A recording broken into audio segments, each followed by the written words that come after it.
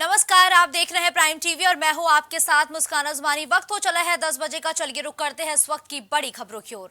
CM Yogi Adityanath आज आगरा और मथुरा के दौरे पर रहेंगे, जहां सीएम के आगरा आगमन को लेकर अधिकारी तैयारियों में जुटे हुए हैं और बताया जा रहा है कि सीएम योगी आदित्यनाथ आज सुबह सबसे पहले आगरा के खेरिया एयरपोर्ट पहुंचेंगे, जहां से हेलीकॉप्टर से मथुरा जिले के फरह में पंडित दीनदयाल की जन्मस्थली नगला चंद्रभान में मेले का उद्घाटन करेंगे और फिर वहां से एयरपोर्ट पर जाएंगे, जहां से फतेहाबाद रोड पर आयोजित उद्यमियों को संबोधित करेंगे। जिसके बाद आज शाम को सीएम योगी के संजय प्लेस स्थित जनकपुरी मेले का उद्घाटन कर सकते हैं। तो सीएम योगी आदित्यनाथ का आज मथुरा और आगरा दौरा है। इस दौरान वो कई कार्यक्रमों में भी शिरकत करेंगे। रितेश इस खबर पर ज्यादा जानकारी के लिए इस वक्त लाइव हमारे साथ जुड़ चुके हैं। रितेश, देखिए, सीएम योगी आदित्यनाथ का ताबड़तोड़ दौरा देखने को मिल रहा है और आज सूबे के मुखिया आगरा और मथुरा दौरे पर हैं। क्या कुछ कार्यक्रम प्रस्तावित हैं? मुख्यमंत्री योगी आदित्यनाथ का आज आगरा और मथुरा का दौरा है, जहां पर वो 5 घंटे समय बिताएंगे, जिसमें से सबसे पहले वो आगरा के खैरिया एयरपोर्ट पे पहुंचेंगे और वहां से हेलीकॉप्टर के द्वारा वो मथुरा के फरह जाएंगे। यानी मथुरा के फरह में एक नगला चंद्रभान जगह है, जहां पर वो कार्यशाला और किसान सम्मेलन के 4 दिवसीय मेले का उद्घाटन भी करेंगे। और बात यही सामने आ रही है कि वहां पर पंडित दीनदयाल उपाध्याय का जो है उसमें भी शामिल होने की बात आ रही सामने। तो कुल मिलाकर मुख्यमंत्री योगी आदित्यनाथ का जो ये 5 घंटे का सिलसिला है मथुरा से आगरा, आगरा से मथुरा का, तो इसमें कई बेहद खास चीजें होने वाली हैं। जैसा कि अभी जानकारी और मिल रही है कि वहां पर लघु उद्योग भारती की तरफ से जो उद्यमियों को संबोधित भी कर सकते हैं। तो ऐसे में जिस तरीके से मुख्यमंत्री योगी आदित्यनाथ वहां पर पहुंच रहे हैं, आज 11 बजे वो यहाँ लखनऊ से रवाना होंगे, तो बेहद काफी अहम माना जा रहा है और वहाँ के जो कार्यकर्ता है उनमें भी काफी खुशी की लहर है। ठीक है रितेश, देखिए, लगातार ताबड़तोड़ पूर्वांचल का दौरा भारतीय जनता पार्टी के नेताओं का देखने को मिल रहा है। चुनाव से पहले अब हर एक चीज को, लोकसभा चुनाव से अब कहीं ना कहीं जोड़कर ही देखा जाएगा। चुनाव से पहले सीएम योगी आदित्यनाथ का ये जो दौरा है और जो दौरे के दौरान सौगातें वो लगातार देते हुए नजर आ रहे हैं, जनता कितनी प्रभावित हो सकती है? देखिए, एक चीज है, स्पष्ट है कि भारतीय जनता पार्टी के जो शीर्ष नेता है वो उनका ये साफ तौर पर कहना है कि जो जन जन तक सुविधाएं हैं वो सुविधाएं उन तक पहुंचाई जाएंगी।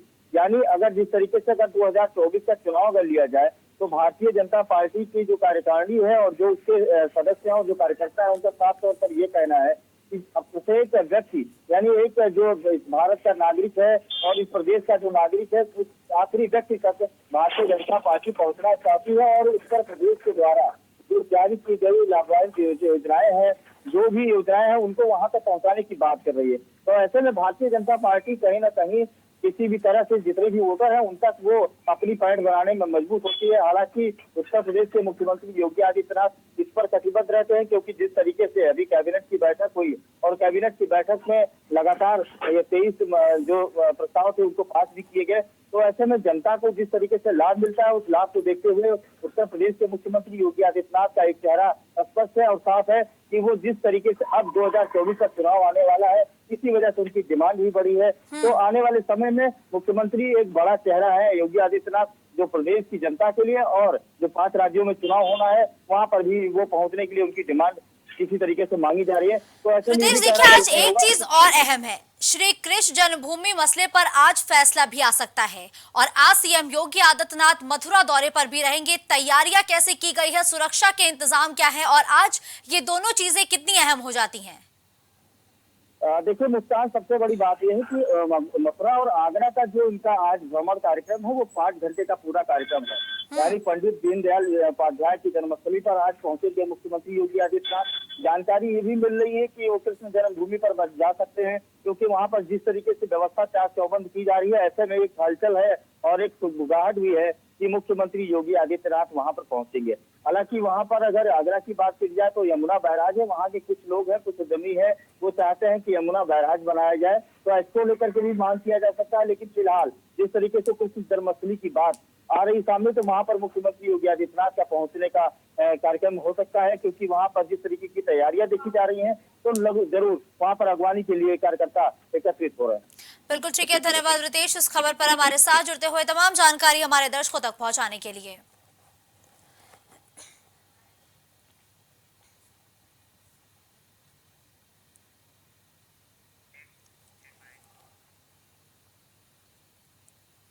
आज सुबह से ही देश भर में एनआईए की ताबड़तोड़ छापेमारी जारी है। मिली जानकारी के मुताबिक पुरानी दिल्ली के थाना हौज खासी इलाके के बल्ली मारान में एनआईए ने रेड मारी है। वहीं पीएफआई मॉड्यूल को लेकर ये छापेमारी की गई है, ऐसी बात सामने आई है।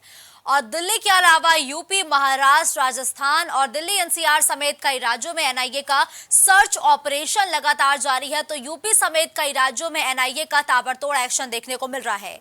सरकार ने पीएफआई पर 2022 में 5 साल के लिए बैन लगा दिया था, लेकिन बैन लगने के बावजूद भी जो पीएफआई के सक्रिय सदस्य हैं वो लगातार देखने को मिलते हैं, खबरें सामने आती है। और उसी पीएफआई पर एक सख्त एक्शन लेने के लिए एनआईए की टीम ने एक बार फिर से छापेमारी की कार्रवाई की है। यूपी, महाराष्ट्र, राजस्थान में एनआईए की आज ये छापेमारी देखने को मिली है और आज सुबह से ही लगातार ताबड़तोड़ छापेमारी का दौर जारी है। इस खबर पर ज्यादा जानकारी के लिए कलीम हमारे साथ जुड़ चुके हैं। कलीम, देखिए, पीएफआई पर सरकार 2022 में बैन लगा चुकी है और वो भी 5 सालों का है। और आज एक बार फिर से पीएफआई पर शिकंजा कसने के लिए एनआईए की टीम का एक्शन देखने को मिला है। किन किन राज्यों में ये छापेमारी देखने को मिली है और तकरीबन कितने घंटे का समय बीत चुका है? कलीम, देखिए मुस्कान जी, जिस तरीके से बात की जाए पॉपुलर फ्रंट ऑफ इंडिया यानी कि पीएफआई को जिस तरीके से बैन किया गया था, लेकिन बैन के बावजूद उसमें जो फंडिंग की बात की जाए वो फंडिंग लगातार चल रही थी। क्योंकि अगर बात की जाए जिस तरीके से इस मामले को लेकर के मुकदमा दर्ज हुए थे, मुकदमे के बाद जो रडार पर जो लोग थे उसके साथ साथ अगर बात की जाए जिस तरीके से बम धमाके हो या फिर जो फंडिंग के मामले हो या फिर गैर कानूनी अपराध को लेकर के हो, क्योंकि लगातार जिस तरीके से छापेमारी चल रही थी उसमें दिल्ली की बात की जाए, राजस्थान की बात की जाए, महाराष्ट्र की बात की जाए या फिर यूपी के कई ऐसे जिले हैं जिसमें राजधानी लखनऊ भी शामिल है, जहां पर लगातार ये छापेमारी चल रही है। लेकिन छापेमारी की अगर बात की जाए, ये छापेमारी देर रात से ही फिलहाल शुरू है, क्योंकि इस दौरान जो बताया जा रहा है कि जिस तरीके से जो छापेमारी हुई थी, छापेमारी के दौरान जो फंडिंग की बातें आ रही थी उन फंडिंगों को लेकर के भी लगातार जांच पड़ताल चल रही है और स्थानीय पुलिस से भी इस मामले को लेकर सहयोग लिया गया है। और अगर इस मामले में अगर बात की जाए एनआईए के साथ साथ जो दिल्ली की स्पेशल सेल टीम है वो भी इस मामले में साथ साथ लगी हुई है और उसका भी संयुक्त ये ऑपरेशन चल रहा है। क्योंकि इस दौरान जो गिरफ्तारियां हो रही, इससे पहले भी कई गिरफ्तारियां हुई थी, उन गिरफ्तारियों के आधार पर ये पूरी छापेमारी है। क्योंकि जैसा कि आपको मालूम है कि स्पेशल टीम जो दिल्ली की स्पेशल सेल है और इसके साथ साथ जो एनआईए की टीम है उसने इससे पहले भी लखनऊ में कई जगह छापेमारी की थी, राजस्थान में छापेमारी की थी, दिल्ली एनसीआर में छापेमारी की थी। जिन लोगों को हिरासत में लिया गया था उन हिरासतों में लेने के बाद उनसे जो पूछताछ हुई थी, पूछताछ में जो खुलासे हुए थे उन खुलासों के आधार पर एक बार फिर से की छापेमारी की गई है। और अगर लखनऊ की बात की जाए तो लखनऊ का जो मदेगंज थाना है, उस थाना क्षेत्र में जो मदेगंज है, वहाँ मदेगंज खदरा, वहाँ पर लगातार जो छापेमारी चल रही है, एनआईए की टीम वहाँ पर लगी हुई है। लेकिन इस मामले में अभी तक एनआईए के जो अधिकारी हैं वो कुछ किसी तरह का बयान देने से बचते नजर आ रहे हैं। लेकिन सवाल ये है कि जिस तरीके से पीएफआई को बैन किया गया था, बैन होने के बावजूद लगातार वो संचालित हो रहा था, उसमें जो फंडिंग की बात की जाए वो भी लगातार हो रही थी, इसमें कुछ नेताओं की बात की जाए, नेता भी लगातार इसमें संलिप्त पाए जा रहे थे। तो जब ये सारे इनपुट मिले हैं तो एक बार फिर से जिस तरीके से एनआईए ने छापेमारी शुरू की है, तो इस छापेमारी में अभी तक कितने लोगों को गिरफ्तार किया गया है या फिर जो बात की जाए कितने क्या कुछ दस्तावेज जो जब्त किए गए, इन मामले में किसी तरह की कुछ खास जानकारी अभी तक प्राप्त नहीं हो पाई है। लेकिन देखिए कलीम, अब यहाँ पर एक चीज और अहम हो जाती है। 2022 में लगातार हम जिक्र कर रहे हैं कि सरकार ने संगठन को 5 साल के लिए बैन किया था, लेकिन बैन होने के बावजूद भी ये संगठन चल कैसे रहा है? कहां से फंडिंग मिल रही है?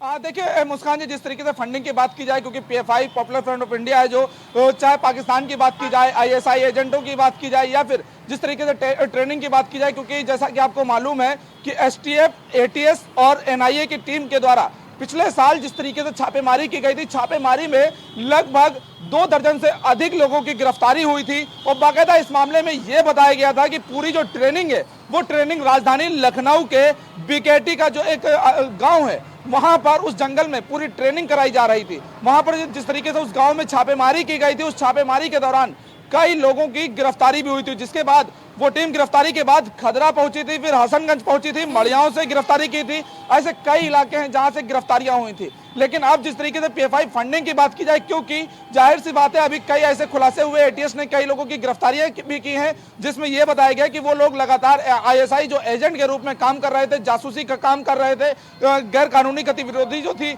उन गतिविधियों में पूरी तरीके से सम्मिलित थे, और उनको लगातार जो फंडिंग हो रही थी वो फंडिंग कहां से हो रही थी इस मामले में किसी तरह का राज नहीं खुला था। लेकिन जो फंडिंग के बाद जो पूछताछ की जो बात हो रही थी, पूछताछ में जिस तरह से जो साक्ष्य हाथ लगे थे, उन साक्ष्यों के आधार पर जो अभी तक छापेमारी शुरू हुई है, देर रात से ये छापेमारी शुरू हुई थी, लेकिन अभी तक जो छापेमारी है वो चल रही है। लेकिन ये छापेमारी अभी कब तक चलेगी से आखिर देश को खतरा कैसे है और पीएफआई अब देश के लिए मुसीबत कैसे बनता जा रहा है? क्योंकि लगातार आप भी जिक्र कर रहे हैं कि ताबड़तोड़ जो कार्रवाई है वो पीएफआई के खिलाफ जारी है। ऐसे में पीएफआई से किस तरीके से देश विरोधी जो गतिविधियां हैं उसको तूल दी जा रही है? देखिए मुस्कान जी, जिस तरीके से जो खतरे की अगर बात की जाए तो खतरा इसलिए कहा जा रहा है क्योंकि जिस तरीके से पाकिस्तान की बात की जाए, आईएसआई एजेंटों की बात की जाए, जो आईएसआई से जुड़े हुए लोग हैं वो जब फंडिंग करते हैं तो जाहिर सी बात है उनसे देश विरोधी गतिविधियों के मामले में पूरी तरीके से जानकारी लेते हैं। आपको मालूम होगा, चाहे ट्रेन ब्लास्ट की घटना हो या फिर कई ऐसी आपराधिक घटनाएं हो, चाहे काकोरी में जिस तरीके से बम ब्लास्ट वाली घटना रही, वहां पे फायरिंगों की घटना रही, पूरी तरीके से हाईजैक करने की जो घटना रही, जो वहां पे पूरे मकान को पूरी तरीके से अपने कब्जे में लिया गया था, वहां पर कई घंटों का सर्च ऑपरेशन चला था जिसके बाद गिरफ्तारी हुई थी। ये सभी उन पीएफआई एजेंटों के आधार पर, क्योंकि जिस तरीके से फंडिंग पहुंचती है तो उस फंडिंग का पूरा इस्तेमाल जो है वो लगातार देश विरोधी गतिविधियों में किया जाता है। लोगों तक जो पैसा पहुंचाया जाता है उसका इस्तेमाल जो जासूसी के तौर पे बात की जाए उस जासूसी के तौर पे पूरा इस्तेमाल होता है, क्योंकि कहीं ना कहीं ये जरूर कहा जा सकता है कि उन पैसों से जो अपराध की गतिविधियां हैं वो बढ़ाई जाती हैं। जो आईएसआई के जो एजेंट हैं वो लगातार इसको बढ़ावा देते हैं। बाकायदा ये जो पैसा मिलता है, जो युवा है, जो बेरोजगार हैं, उनको बरगलाया जाता है और उनको बरगलाने के बाद पूरी ट्रेनिंग दी जाती है कैसे काम करना है। महज फंडिंग कर देना, महज पैसा दे देना, इंटरनेशनली तरीके से पैसा आ जाना, ये मजबूती की वजह नहीं हो सकती है, क्योंकि जो संगठन देश में बैन है वो लगातार सक्रियता से काम कर रहा है। तो इसको मजबूती कहां से मिल रही है? कैसे ये बैन संगठन हमारे देश में फल फूल रहा है? देखिए मुस्कान जी, जिस तरीके से फल फूलने वाली जो बात है उसमें साफ तौर से ये है कि जिस तरीके से विदेशी जो फंडिंग है वो विदेशी फंडिंग होती है, क्योंकि कई ऐसे जो एनजीओ की बात की जाए, कई ऐसी संस्था बनाई जाती है, उन संस्थाओं में लोग जुड़ते हैं और उसी संस्था के जरिए ये पैसा पहुंचता है और उन्हीं पैसों का इस्तेमाल देश विरोधी गतिविधियों में भी किया जाता है। क्योंकि जिस तरीके से पिछले साल, अगर हम इसी जो छापेमारी को लेकर हम पिछले साल में अगर पहुंचेंगे तो पिछले साल में जिस तरीके से जो छापेमारी हुई थी उसमें कई ऐसे लोग भी पाए गए थे, जिसमें बात की जाए पार्षद थे, कुछ ऐसे लोग थे किसी संस्था से जुड़े हुए थे, कई लोग ऐसे थे जो रिटायर्ड हो चुके थे सरकारी कर्मचारी से। तो ये सभी लोग एक संस्था बनाए हुए थे और उसी संस्था में जो पैसा आता था उसका पूरा इस्तेमाल युवाओं को किया जाता था और युवाओं को रोजगार देने की जो बात कही जाती थी और उनसे मन मुताबिक काम लिया जाता था। तो यही वजह है कि जिस तरीके से विदेशी जो फंडिंग होती है उन सभी चीजों को लेते हुए कई अकाउंटों को सीज किया गया था, कई लोगों को रडार पर रखा गया था और उस मामले में लगातार जांच पड़ताल भी चल रही थी। पिछले साल की जो गिरफ्तारियों की बात की जाए उसमें अभी तक कई लोग ऐसे फरार हैं जिनके यहाँ पर लगातार कई बार छापेमारियां भी हुई, लेकिन अभी तक वो उनकी गिरफ्त में नहीं आए और घरों पर लगातार निगरानी भी रही। सॉफ्ट टारगेट होते हैं और युवाओं को टारगेट करने के लिए अब सोशल मीडिया का सबसे ज्यादा इस्तेमाल किया जा रहा है। लेकिन सोशल मीडिया को लेकर हमारी सरकार सख्त है, कड़े कानून लागू किए गए हैं, लेकिन उसके बावजूद भी ये जो बड़ी लापरवाही कही जाए किसकी मानी जाएगी? देखिए जाहिर सी बात कह सकते हैं क्योंकि सोशल मीडिया एक बड़ा प्लेटफॉर्म है और सोशल मीडिया पर हर गतिविधि होती है, फिर चाहे छोटी से छोटी हो, बड़ी से बड़ी हो। क्योंकि अगर हमें किसी भी घटना को बढ़ावा देना है या फिर किसी अपराध को बढ़ावा देना है तो सोशल मीडिया पर एक हमें कमेंट लिखना है या एक वीडियो लिखना है तो उसका पूरा बढ़ावा मिलता है। और इसकी अगर निगरानी की बात की जाए तो निगरानी को लेकर के हमारी सरकार पूरी तरीके से सख्त है और सख्त होने के बावजूद अगर बात की जाए जिस तरीके सोशल मीडिया पर भड़काऊ पोस्ट किए जाते हैं, उन पोस्टों के आधार पर जो लोग पोस्ट करते हैं, चाहे फिर ग्रुप एडमिन हो या फिर जो अकाउंट जिसका है उसकी बात की जाए, उन सभी की गिरफ्तारी होती है, मुकदमे दर्ज होते हैं। लेकिन कई बार ऐसा देखा जाता है कि जो सोशल मीडिया पर कुछ अकाउंट ऐसे बनाए जाते हैं जो फेक अकाउंट होते हैं और उन्हीं फेक अकाउंटों के आधार पर लोगों को जोड़ा जाता है और जोड़ने के बाद उनको भड़काऊ पोस्ट दे करके बरगलाया जाता है और उसके बाद वो लोग इन सभी आपराधिक एक दुनियाओं में पूरी तरह संलिप्त हो जाते हैं। क्योंकि अगर हम किसी एक विषय पे पहुंचते हैं, उसकी जानकारी हासिल करते हैं, किस तरीके से वो परेशान है, उसको फंडिंग पहुंचाते हैं और जब उसकी परेशानियों को हम दूर करते हैं तो जाहिर सी बात है उसको हम अपने संगठन में जोड़ते हैं और संगठन में जोड़ने के बाद पूरी तरीके से काम किया जाता है। तो इसी का एक बिल्कुल, जरिए यानी ये कह कि सकते हैं कल ही कि माना पीएफआई जाए जो तो फंडिंग युवाओं को जो सॉफ्ट टारगेट बनाया जा रहा है उसका सबसे बड़ा सहारा सोशल मीडिया को बनाया जा रहा है, यानी कि सोशल मीडिया का साफ तौर पर इस्तेमाल करके युवाओं को पीएफआई अपने संगठन से जोड़ के अपना जो संगठन है मजबूत कर रहा है। धन्यवाद इस खबर पर हमारे साथ जुड़ने के लिए कली।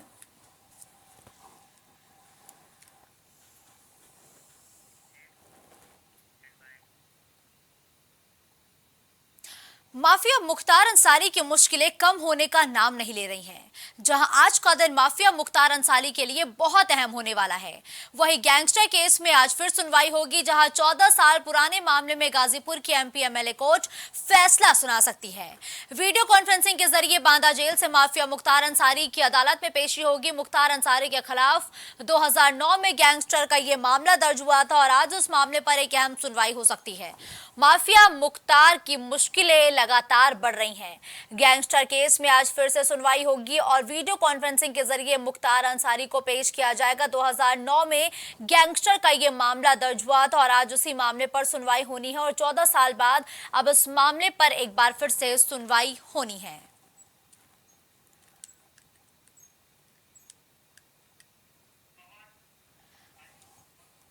गाजीपुर से पवन मिश्रा इस खबर पर ज्यादा जानकारी के लिए हमारे साथ जुड़ चुके हैं। देखिए पवन, 2009 का ये गैंगस्टर का मामला था जिस पर आज माफिया मुख्तार अंसारी की पेशी होनी है, लेकिन सबसे पहले डिटेल में बताइए कि आखिर ये मामला क्या था, क्योंकि गैंगस्टर चार्ट के कई ऐसे मुकदमे हैं जिस पर लगातार मुख्तार की जो मुश्किलें हैं वो बढ़ती जा रही हैं। आपको बिल्कुल बता दें कि माफिया मुख्तार अंसारी पर गैंगस्टर के मामले में आज एमपी एमएलए कोर्ट में सुनवाई होनी है। पिछली सुनवाई के दौरान वीडियो कॉन्फ्रेंसिंग के जरिए मुख्तार अंसारी कोर्ट में पेश हुआ था। कोर्ट में मुख्तार का अतिरिक्त बयान दर्ज किया गया था। गैंगस्टर के इस मामले में अगली सुनवाई यानी आज 11 अक्टूबर को होगी। आपको बताते चलें कि करंडा थाना में वर्ष 2010 में मुख्तार पर गैंगस्टर का मामला दर्ज किया गया था। गैंगस्टर के इस गैंग चार्ट में कपिल देव सिंह हत्याकांड और इस केस में मीर हसन पर हमले का मामला शामिल था। हालांकि इस दोनों मामले में मुख्तार अंसारी बरी हो चुके थे, लेकिन चूंकि गैंग केस चार्ट में इनका नाम शामिल है तो उसी मुकदमे की आज सुनवाई होनी है। ठीक है, देखिए पवन, आज इस मसले पर सुनवाई होनी है, क्या लगता है आज फैसला आ सकता है क्या? जी आपको बिल्कुल बताते चले, कोर्ट का समय खुलने का समय 10 बजे है और कोई भी अगर सुनवाई के दौरान ऐसी अगर अपडेट आती है तो फिर हम आपको अपडेट करेंगे। लेकिन पवन देखिए, कोर्ट जो खुलने का समय है उसका आपने जिक्र किया, लेकिन इस मामले पर सुनवाई कब से शुरू होगी?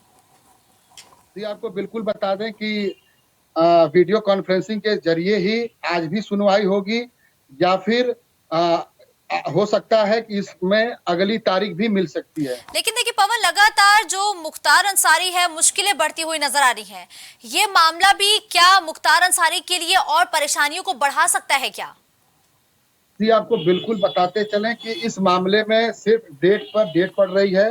आपको बताते चलें कि पिछले दिनों हुई वकीलों की हड़ताल की वजह से और न्यायाधीश के छुट्टी पे हो जाने की वजह से ही ये सुनवाई टलती जा रही थी, लेकिन फिलहाल 2 दिन से इनके मामले पर सुनवाई हो रही है और डेट मिल रही है और आज भी सुनवाई होनी है और सुनवाई के दौरान कोई भी अगर अपडेट होती है तो फिर हम आपको अपडेट करेंगे। देखिए पवन, आपने लगातार जिक्र किया कि इस मसले पर सुनवाइयों का दौर लगातार जारी है, अलग अलग तारीखें मिलती है और उन सभी तारीखों पर सुनवाई होती है। अभी तक सुनवाई के दौरान क्या कुछ जो बातें हुई उनमें अहम बातें क्या रही, बड़ी बातें सुनवाई के दौरान अब तक की बताइए। जी आपको बिल्कुल बताते चलें कि जब पहले भी जब डेट मिलती थी तो उसमें कोई ना कोई टेक्निकल चीजें आ जाती थी जिससे कि आगे की डेट दे दी जाती थी, लेकिन पिछली तारीख में वीडियो कॉन्फ्रेंसिंग के जरिए मुख्तार अंसारी कोर्ट में पेश हुए। कोर्ट में मुख्तार अंसारी का अतिरिक्त बयान दर्ज किया गया। ठीक है, धन्यवाद पवन मिश्रा इस खबर पर हमारे साथ जुड़ने के लिए।